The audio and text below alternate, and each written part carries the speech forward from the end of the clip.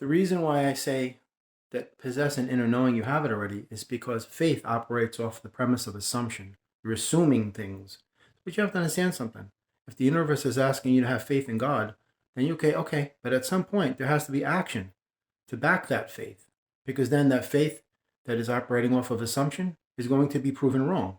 It always comes down to action, no matter what it is, in the physical, metaphysical, whatever it is. God is the greatest miracle. God bless God.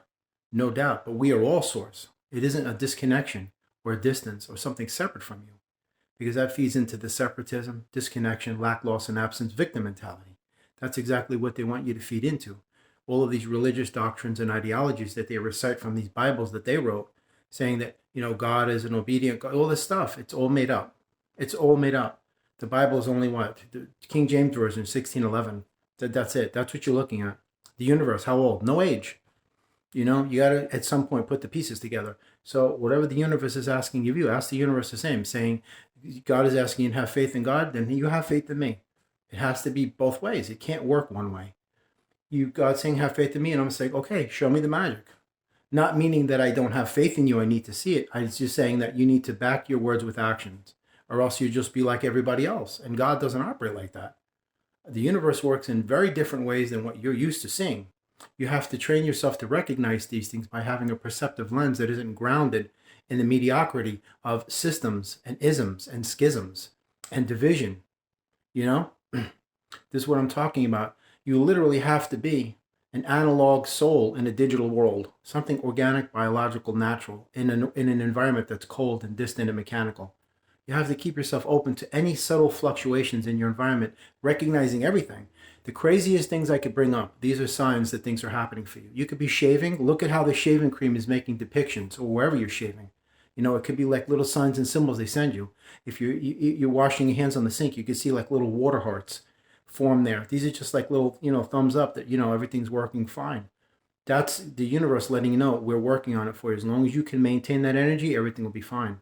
The thing with people is that, and I'm the same way, I'm right in that category that sometimes you hear, sometimes you hear, sometimes you hear, sometimes you hear, because life, people, this, everything, it compounds down on you, man. What they're doing now with these nanoparticles and microwave towers, and everybody feels like, like very low and depressed and just a lot of angst and tension.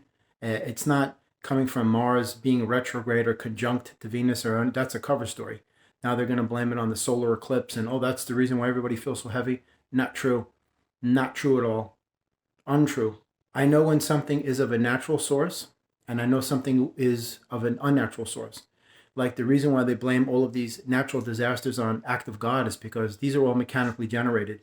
There's something called HAARP, HAARP. They have a facility up in Alaska, and they use it to utilize weather warfare.